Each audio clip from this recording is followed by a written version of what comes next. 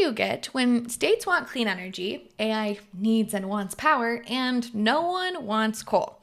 Apparently, it's a nuclear comeback tour. Today, we're diving into America's latest love affair, small modular reactors, or SMRs.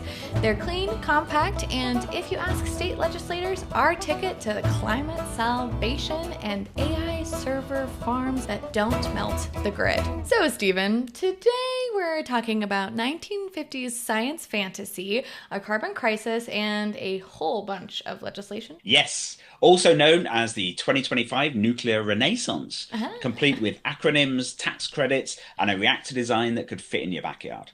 Well, if your backyard has grid access and an absolute ton of concrete. We're talking hundreds of bills across over 40 states. It's not just a policy trend, it's a full-on nuclear rebrand. Think less Chernobyl, more Silicon Valley meets Homer Simpson. Oh, okay. Homer Simpson did not see that one coming with Silicon Valley. I wonder if they've done one of those episodes by now. With Homer Simpson being the U.S. lens here, what are the UK opinions around this? I know that there's a lot of kind of differing opinions around Europe. There's people who are closer to these nuclear facilities and get pills in case their reactor melts down or other things like that. But that's kind of, I don't know too much about anything as it relates to the UK and Europe's stance on this.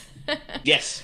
Well, it's actually quite similar to the US, I think. So certainly in Britain, back in the 50s, we loved nuclear power. It was the answer to everything, as we're going to find out. In fact, the world's first commercial nuclear reactor was in the UK at a place called Windscale. And over the next sort of decade or so, we built lots and lots of these huge nuclear reactors. They were fantastic. But then, of course, everything flipped against it, and people started to realize that actually nuclear power could be quite dangerous. Got all the nuclear waste to dispose of, and in particular, it was that perhaps the designs aren't perfect, and perhaps particularly as these nuclear power stations started to age, people started to find out about leaks. There was all these worries that the North Sea was becoming radioactive, and it got really bad. And then there was obviously this massive campaign by environmentalists, perhaps one of the most successful environmental campaigns ever launched. You could say, saving whales was one, getting nuclear power banned was the other one, really, because it's quite easy to foment sort of a lot of fear about nuclear power. And then, of course, you had Three Mile Island, and then Chernobyl, and that was really the nail in the coffin. So it was probably quite a distant thing for Americans, but it wasn't in Britain. In Scotland, in the north of Scotland, there were, for I think several years, people weren't allowed to graze their cattle in fields because of the nuclear fallout from Chernobyl landing. That was how far it spread, the plume spread. Now, it wasn't huge amounts, and that was like abundance of caution type stuff. It wasn't like people were dying or whatever. But even so, that really sort of brought it home, how perhaps these things aren't that safe. And so we stopped building them in a way to try and make them safer. The regulations, which are pretty onerous in Britain to start with, became ridiculous, and so we've been trying to build new nuclear reactors now for at least 20 or 30 years, and they just can't get the permissions to do it. And we've finally done it, actually, quite recently. Finally, actually managed to sort of get some permissions to start building some of these reactors. And it'd be interesting to see whether it actually really happens, or whether people find ways to block it, because there's still a lot of people who are strongly opposed to this. I remember the other issue, of course, is that because nobody's been building nuclear reactors in the West so much, they're carrying on building them elsewhere. Certainly in the West, we haven't been building them. We just simply don't have people with the skills to do it. And so when we finally decided we were going to build one of these, the only people we could find to build it was a consortium of the Chinese and the French. And that was a number of years ago when we were still a little bit friendly with the Chinese. But obviously that completely got hit on the head as our sort of relationship with China declined. And also they wanted permission to be able to sell the electricity for decades at about 2 or 3 times market rate, just so that they could recoup their investments, because that's how much it costs to build these nuclear power stations. So it was just looking ridiculous. But the government is still determined that we are going to build new nuclear reactors, because we need it as part of the green mix as we move away from fossil fuels. And so, of course, small modular reactors are the answer to everybody's prayers. Wow. Okay, this really is the Renaissance, I guess. Okay, so I mean, let's rewind for a second. For our listeners who are not currently wearing a hazmat suit, how did we get from this kind of radioactive fear to reactors for all? So that's a great question. So nuclear started with a bang, both literally and figuratively, of course, when the first nuclear devices were exploded during the war. And then in 1951, Idaho's EBR-1 reactor powered a light bulb. And from there, we raced into the future. So Calder Hall in England, as I say, at the place called Windscale, was the first commercial power station, opened in 1956. By the 80s, we had over 300 gigawatts of global nuclear capacity. Wow. But then came 3 Mile Island, Chernobyl. Public trust melted down faster than a poorly maintained core. And by 2003, when Calder Hall was finally shut down, the dream was dead, or at least decommissioned. Until now, it seems. So this is all thanks to the climate commitment and AI's insatiable appetite for power. We kind of suddenly are in this area where people are recognizing that we need lots and lots and lots of energy, and it needs to be clean, stable. This is where SMRs are coming in, these small modular reactors, and they promise big power in more or less bite-sized chunks from what I've heard. So if you can give us the nerdy but accessible rundown here, what makes SMRs so hot right now? Yes. Okay. So if you read my piece, you'll see a lot of the science there. I've got a lot of the buzzwords and a little bit of the detail around these things are. But just to simplify things a little bit, imagine a nuclear plant, but shrunk down to something that could fit on a high school football field. Yes. SMRs generate between 5 and 300 megawatts each. Now, if you look at a traditional nuclear power station, they generate over 1,000 megawatts each. So you can see they're much smaller than these traditional plants. In fact, NuScale's latest design, which is one of the leading sort of designs that's out there, clocks in at just 77 megawatts per module. So they can be built in factories, which is enormous, because as soon as you can build something in a factory, you start getting economies of scale. You can start sort of streamlining processes. It all suddenly becomes much cheaper.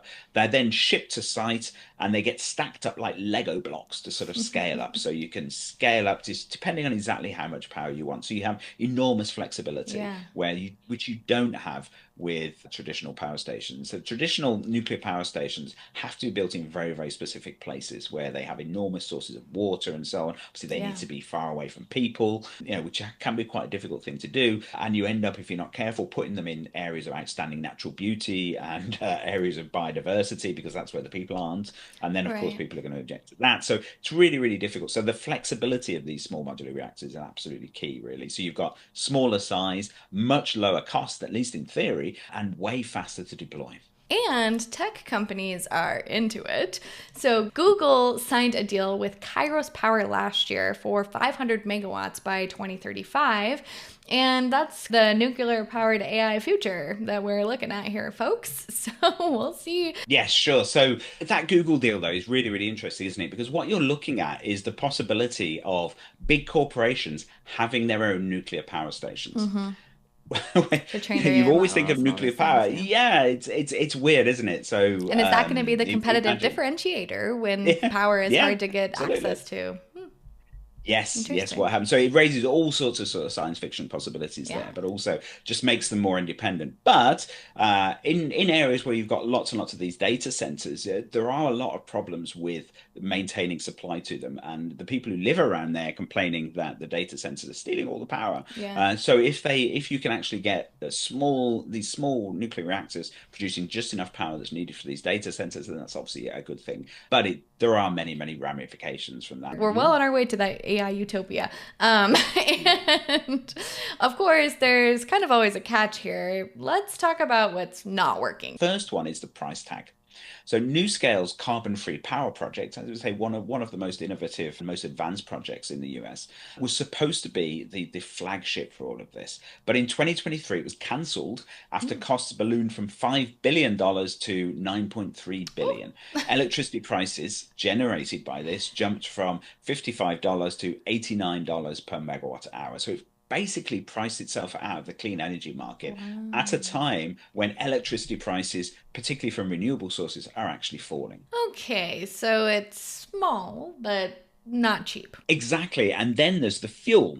So most advanced designs need HALEU, which is high assay, low enriched uranium. And only Russia currently produces this at commercial scale. So that's Oh, not exactly no. ideal, geopolitically speaking. Now, there are US companies that are scrambling to catch up and actually start producing their own low enriched uranium, but it's going to take a while. And while NuScale got its design certified by the NRC, the Nuclear Regulatory Commission, in January 2025, the licensing process for actual projects remains painfully slow, expensive, and really full of "we'll get back to you" vibes. Ah, okay, okay. So let's get into the legislation here. Despite the issues, there's a real buzz around SMRs at both the state and federal level. So who's leading the charge here in the state houses? Oh, well, it's a feeding frenzy. There are 114 bills that are Wow. identified across 48 states in 2025. So it's pretty much every state is looking at this in one way or another. Yeah. And they generally fall into four main buckets. So you've got financial incentives, regulatory reform, planning studies, and cost recovery. All right. Hit us with the highlights. Sure. So Indiana's going full tilt. You've got HB 1007 creating a 20% tax credit for SMR manufacturers, which could create up to $280 million, and authorizing public-private partnerships. Then you've Okay. got SB 423 and SB 424, which let utilities recover costs from ratepayers even before approval. It's pretty wild, really. It's like pre-ordering a PlayStation, but instead of gaming, you're funding uranium. Um, this, as you might imagine, is quite controversial Yeah. in Indiana. And there is pushback to the idea of taxpayers footing the bill for all of this development when it'll be big corporations that will reap the financial rewards when all these plants are finally up and running and all Right. their shareholders starting to get their dividends. So, on the other hand, though, we'll all benefit from cheaper, better nuclear power. And this stuff isn't going to happen unless the government steps up and puts taxpayer money in to get it all started. So, it's a classic public investment versus private investment argument. Mm-hmm. And Texas passed HB 14, which creates the Texas Advanced Nuclear Energy Office and drops $350 million into nuclear development. That's the biggest state investment nationwide. Yeah. And even in Colorado, Colorado has finally reclassified nuclear energy as clean energy, and that's a key first step here. If you Okay. accept that nuclear is clean, it opens lots and lots of doors, really. And that's through Bill HB 1040. And this does open the door to funding it alongside wind and solar. It's not bad for a state that hasn't had a nuclear plant in over 35 years. Don't have a nuclear plant, but we do have NORAD. You do, you do.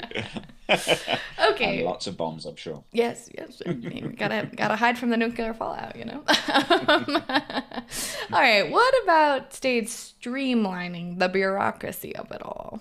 Yes, so bureaucracy, as we said, is the key bugbear for getting nuclear power off the ground because of its potential dangers, and everyone's very nervous about it. You tend to add lots of bureaucracy and lots of red tape. Louisiana's SB 127 speeds up environmental permitting through the DEQ, the Department of Environmental Quality, and Wisconsin passed SB 125, which sets a 150-day deadline for SMR approvals and allocates $2 million for site studies.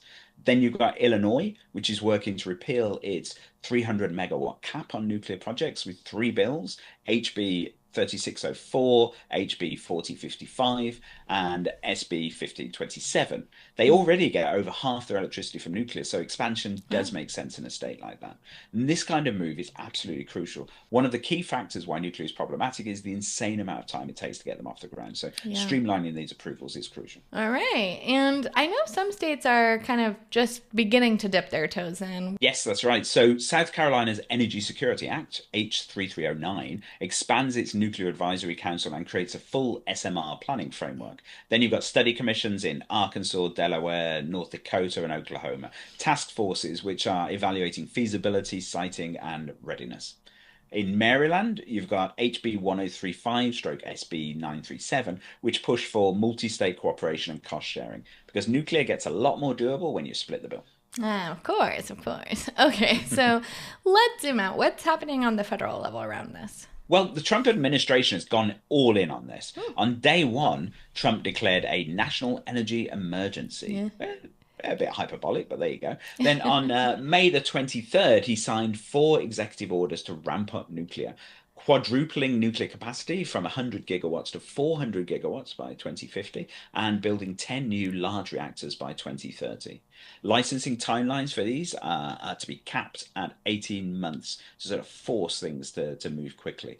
The NRC has to restructure its staff to focus on reactor approvals, and the Department of Energy is still funding $900 million in SMR development. They even released 20 metric tons of HALEU, this sort of low enriched uranium, from reserves to jumpstart the fuel supply chain. Wow, that is aggressive, but I guess so are the global stakes. Yes, exactly. So this is also about competing with China and Russia, who dominate 87% of international nuclear construction right now. So it's always great to accelerate these kinds of projects if you've got this international sort of competition, and you can say, oh no, China's dominating, what are we going to do?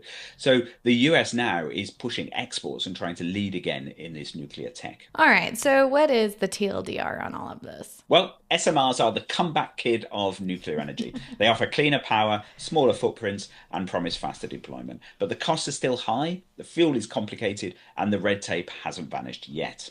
States are driving the innovation with big incentives and planning, but it's still a gamble, one that depends on public trust, private capital, and whether regulators can keep up with the reactors. All right. Well, the next 5 years are going to tell us if this nuclear renaissance is actually going to power up or fizzle out like many of the ambitious energy dreams before it.